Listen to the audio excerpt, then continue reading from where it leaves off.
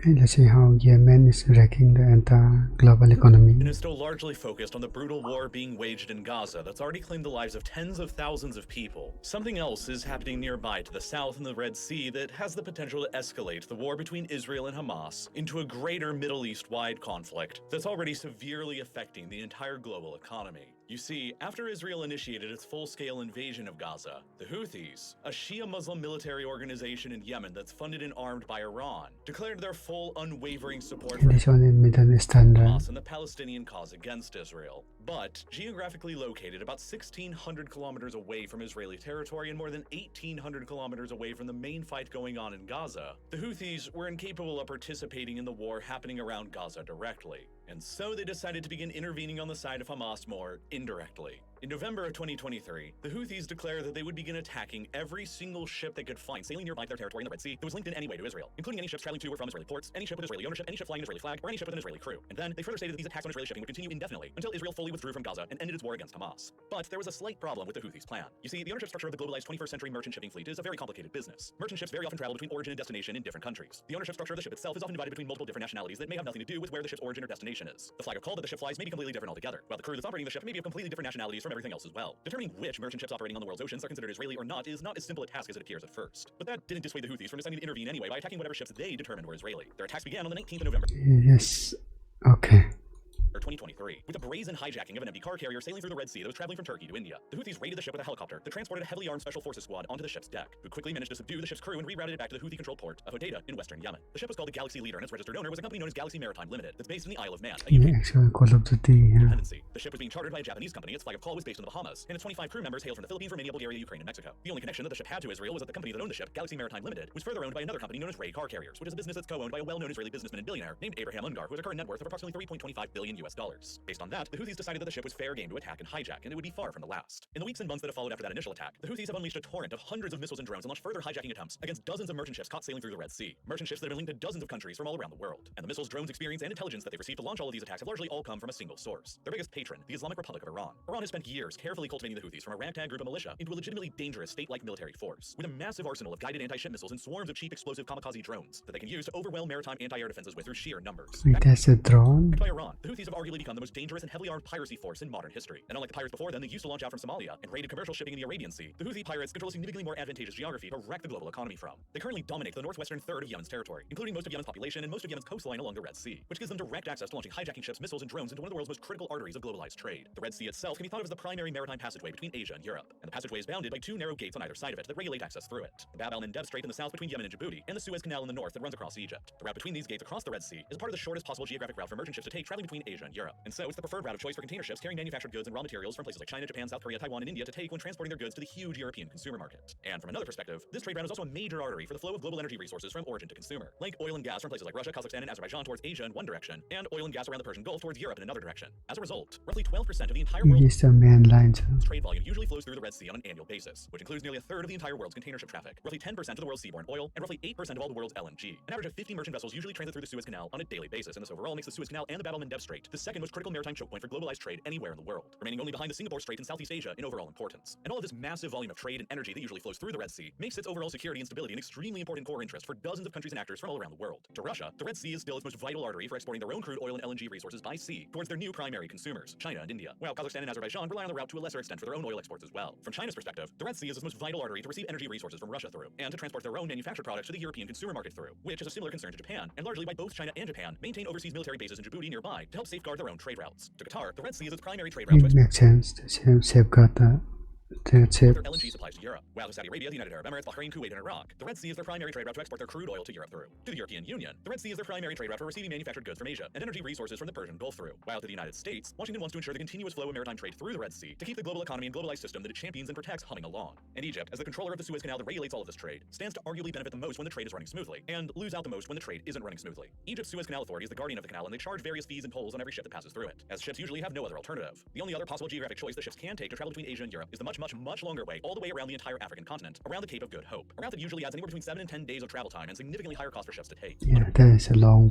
Yes, Under that normal is. circumstances, the tolls and fees that Egypt charges on ships passing through the Suez Canal are still much cheaper than the alternative of sailing around the whole of Africa. And it's also usually one of the Egyptian government's largest sources of revenue. As the world began recovering from the logistical supply chain bottlenecks that were caused by the COVID-19 pandemic, an all-time high record number of ships passed through the Suez Canal during the fiscal year between June of 2022 and June of 2023. 25,887 ships took the journey, which also netted Egypt an all-time high annual revenue from the Suez Canal, about $9.4 billion US, about enough to help fund 10% of the entire Egyptian government's operating budget. And this is all in addition to the fact that many countries can only import their goods from abroad through the Red Sea. The only maritime ports that Jordan, Sudan, and Eritrea have are all just located on the Red Sea, while Djibouti's ports nearby to the Red Sea and the Gulf of Aden currently supports roughly 95% of landlocked Ethiopia's trade volume. And so, the safe, secure, and reliable flow of trade continuing through the Red Sea is extremely, extremely important to all of these dozens of countries from all around the world, both near and far from it. But unfortunately, the Red Sea has always existed within one of the most geopolitically turbulent regions in the world, and ships are also their most vulnerable when transiting through either side of the narrow gates on either end of it. Both the Suez Canal in the north and the Bab el-Mandeb Strait in the south can be blockaded intentionally or even accidentally, and when they are, the Red Sea passageway for global trade comes to a complete halt. This has happened twice before in fairly recent history. Once for a long period of 8 years when the entire Suez Canal in the north was shut down between 1967 and 1975, during the Arab-Israeli wars after Israel secured control over the entire Sinai Peninsula. Yeah, that's a long time ago, but I guess it will happen again. And in the process, the Suez Canal itself became an active frontline war zone, dividing Egyptian and Israeli zones of control for those 8 years until Israel agreed to return the Sinai Peninsula back to Egypt. And another much shorter time, and the canal became closed once again much more recently and much more memed about in 2021, when a container ship known as the Ever Given got blinded during a sandstorm when transiting through the Suez Canal and crashed, blocking the canal's entire width. For 6 days and 7 hours, the ship blocked all passage through the Suez Canal like a cork stuck in a bottle, and dramatically slowed down For a whole week. trade between Europe, Asia, and the Middle East. Hundreds of trade ships carrying nearly $10 billion worth of goods became bottlenecked. Many ships decided to give up and rerouted the long way around Africa, and once it was free, the Egyptian government initially demanded more than $1 billion in compensation from the Ever Given's owners. And then on the other side of the Red Sea, the Bab el-Mandeb Strait is nearly 23 kilometers wide at its narrowest point, and so it basically functions more like a two-lane highway for merchant ships, with one highway running south and the other running north. A single ship can't really get stuck and block the strait in the same kind of way that it can in the Suez Canal, but the Bab el-Mandeb Strait is located in a far more precarious neighborhood. Right now in 2024, there are still ongoing violent civil wars raging all around the strait, in Yemen, Sudan, Somalia, and Ethiopia, that just over the last few years have likely resulted in the deaths of more than 1 million people, while Eritrea is ruled by a ruthless dictatorship that is often considered to be on the same scale of totalitarianism as North Korea. Djibouti alone exists as arguably an island of stability within this maelstrom of chaos, and that's why foreign countries from all around the world maintain significant military bases in the country to protect their own national interests, from China and Japan to the United States, France, and Italy, and probably shortly Saudi Arabia as well, while the United Arab Emirates maintains another base nearby in the self-declared state of Somaliland,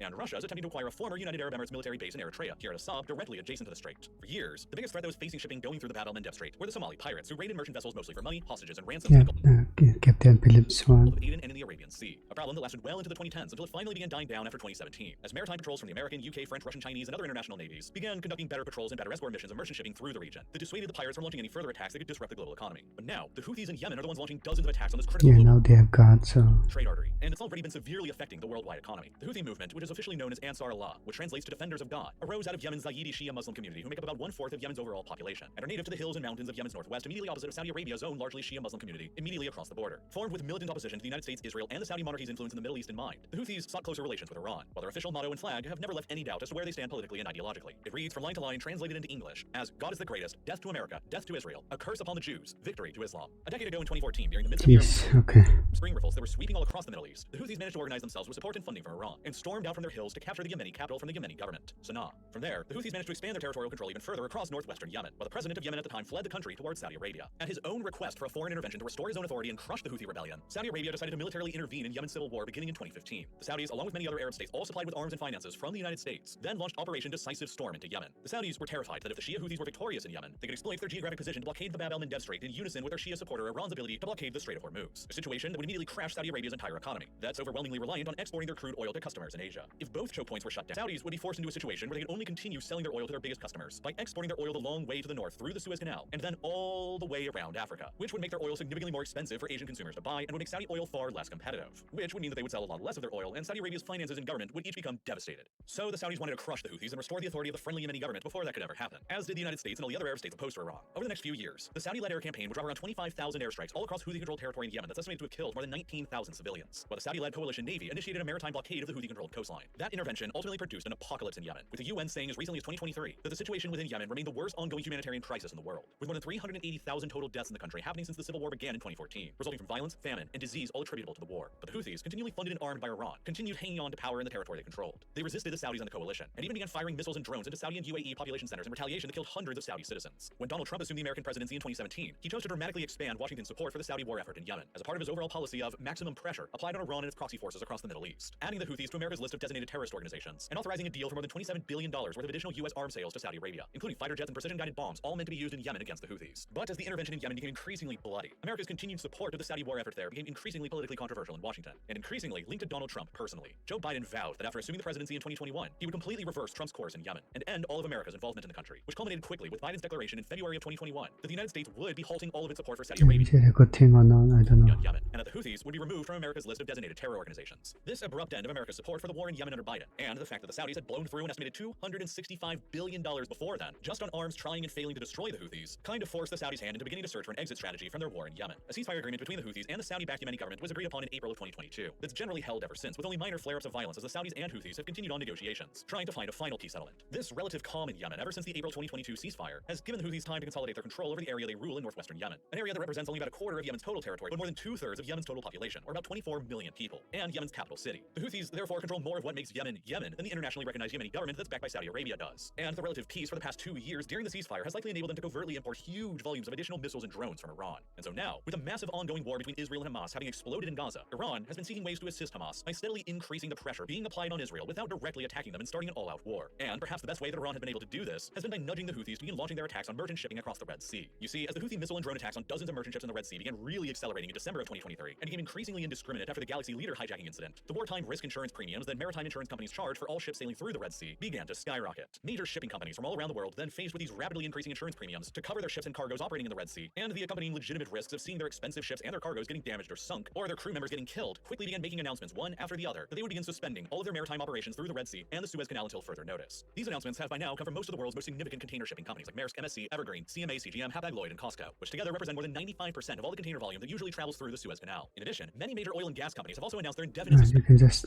launch missiles on the ships. suspensions of sending oil and gas tankers through the Red Sea or the Suez Canal, including BP and the Norwegian state-owned oil company Equinor. As a result, the world is now facing a third Suez crisis after the 1967 and 1975 one, and after the 2021 one. Just by the end of December in 2023, more than 300 container ships and many more tankers, car carriers, and other merchant vessels had already decided to divert away from the Red Sea and the Suez Canal and travel the much longer way around Africa. A route that adds, on average, 7 to 10 days more travel time for ships plying the trade routes between Asia and Europe, and in many cases significantly longer. Because this route is a much longer distance, the ships that travel it have to consume more fuel, while the crews that operate them must be rotated out more frequently and have to be paid longer hours, which contributes to the Cape of Good Hope route usually being about 15% more expensive to take when compared with the shorter Red Sea and Suez Canal route, even after considering the tolls and fees that Egypt charges. That means that with more and more Yeah, ships all the goods are more expensive.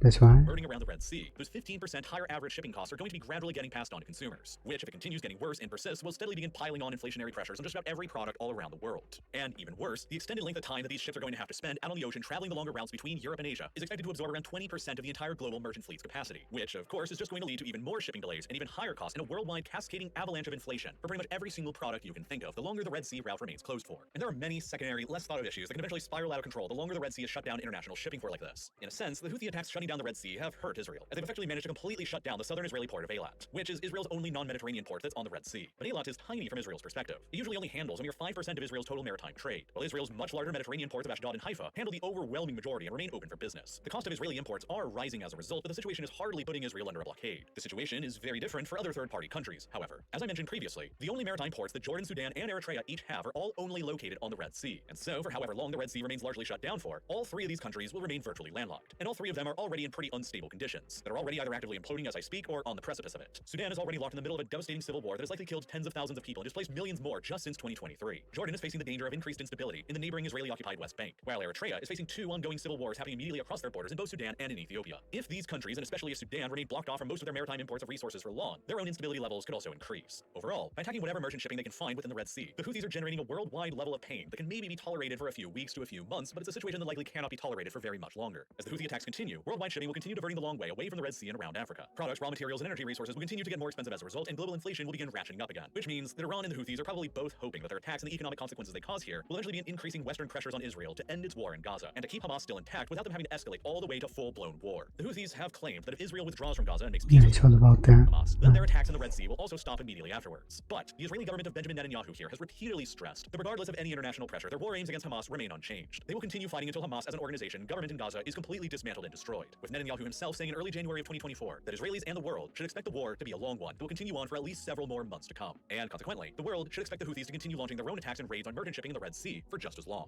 In an attempt to try and restore worldwide faith in merchant shipping through the Red Sea, the United States announced the creation of a brand new international military coalition called Operation Prosperity Guardian on December the 18th that aims to defend all merchant ships in the Red Sea and Israeli ports from Houthi missile and drone attacks. The operation, at least so far, has been strictly limited to only intercepting Houthi missiles and drones flying over the Red Sea and safely escorting merchant ships through the Red Sea with warships without directly attacking the Houthis themselves in Yemen. The United States committed one of its own aircraft carriers to the Red Sea for this operation, along with 4 of their own destroyers, while the British also committed one of their destroyers, and both Denmark and Greece have agreed to each send a frigate, while the French and Italian navies have remained separate from the operation but have deployed their own frigates to the Red Sea to operate independently. Other countries have technically signed on to the operation, but with extremely minimal commitments compared to the Americans, British, Danes, and Greeks. 10 other countries have signed on to the operation anonymously, and 2 of them are almost certainly Egypt and Saudi Arabia, 2 countries whose national security both utterly depends on the Red Sea remaining open and accessible. Egypt so they can keep earning revenue on ships passing through the Suez Canal, and Saudi Arabia so they can continue exporting oil quickly to Europe. But there are also 2 Muslim-majority countries who don't exactly want to be publicly viewed by their own people right now as assisting the United States fighting against on an benefits. organization that proclaims it is fighting for the Palestinians against Israel. They don't want to be viewed in any way as assisting Israel, even if it's in the name of their own national interests. Since going into operation, the warships of Prosperity Guardian operating within the Red Sea have already shot down dozens of Houthi drones and missiles fired in merchant vessels. And encouraged by the progress, both Maersk and Hapag-Lloyd cautiously announced on the 24th of December that they would begin resuming their shipping operations through the Red Sea and the Suez Canal again. But then, just 9 days later, disaster struck again. On the 2nd of January 2024, a Maersk container ship traveling through the Red Sea was struck by a Houthi missile before 4 small Houthi ships sailed towards them and attempted another hijacking. The Maersk ship radioed a distress call, and the U.S. aircraft carrier in the region responded by dispatching helicopter gunships to intercept the Houthi pirates. Once they arrived, the American helicopters opened fire on the Houthi boats and sank 3 of them, killing 10 of the Houthi pirates who were on board, and marking the first time that the Americans and the Houthis engaged directly in combat. The same day, both Maersk and Hapag-Lloyd announced that they were once again suspending all of their travels through the Red Sea and the Suez Canal, and they would begin only taking the longer and more expensive route around Africa. Furious, on the following day, on the 3rd of January, the White House released an ominous joint statement with many other governments from all around the world that, at the end, reads, quote, "Let our message now be clear. We call for the immediate end of these illegal attacks and release of unlawfully detained vessels and crews. The Houthis will bear the responsibility of the consequences should they continue to threaten lives, the global economy, and free flow of commerce in the region's critical waterways. We remain committed to the international rules-based order and are determined to hold malign actors accountable for unlawful seizures and attacks."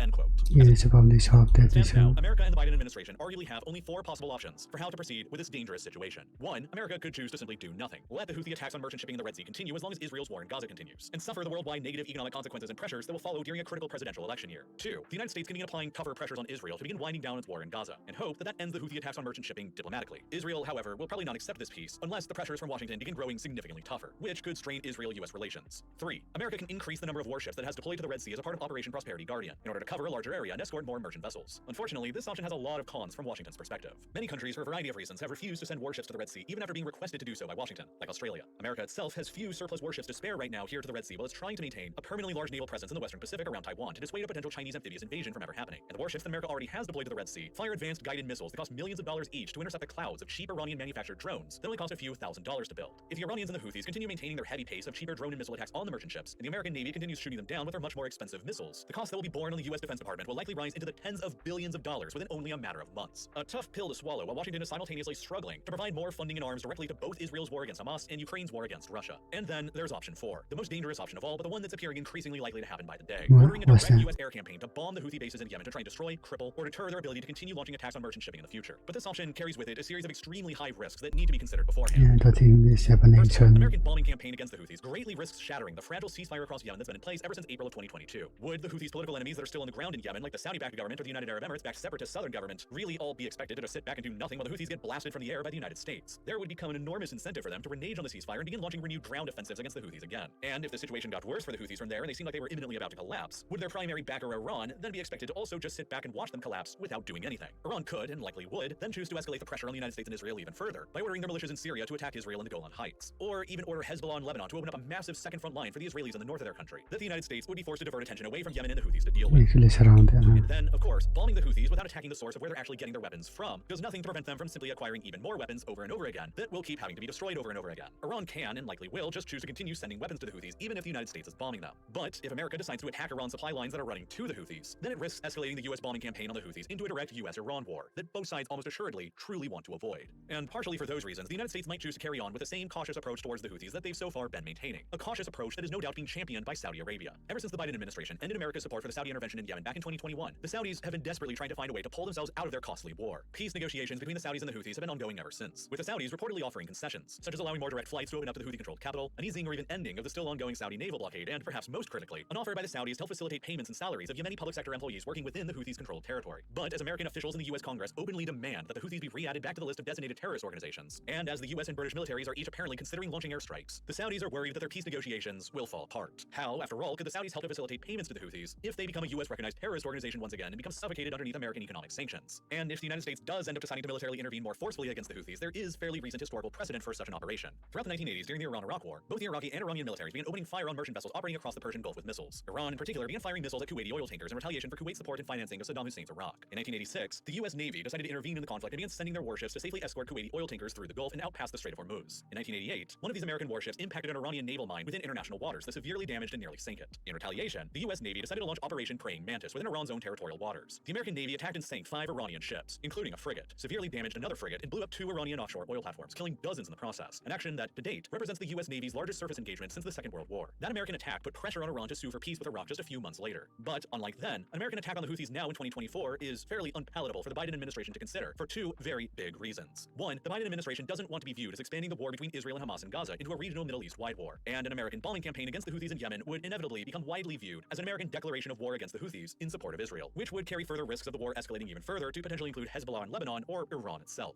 And second, Biden's entire foreign policy stance ever since taking over as president in 2021 has revolved around ending America's presence in forever wars in the Middle East, in order to pivot towards facing the perceived greater threats of China in the Indo-Pacific and Russia in Europe. Almost immediately after Biden took office, he ended America's support for the Saudi war in Yemen. He removed the Houthis from the list of designated terrorist organizations. He finally withdrew all American forces from Afghanistan after 20 years. He's been continually attempting to mediate a normalization agreement between Israel and Saudi Arabia to make them begin cooperating together in the Middle East in America's absence. Deciding to open up another American war in the Middle East by bombing and attacking the Houthis in Yemen, after all that previous effort, would be a serious reversal of policy for the Biden administration to consider. And it has the risk of dragging the United States back into yet another war in the Middle East again, with an uncertain time frame and with major risks of even further escalation and unexpected consequences in the future. And for those reasons, the situation in the Red Sea is an incredibly dangerous one, and there's no telling where it will all end up going from here. Now, over the past 3 months since the crisis in the Red Sea, I guess I would ending that. I guess the entire global economy is dead weak.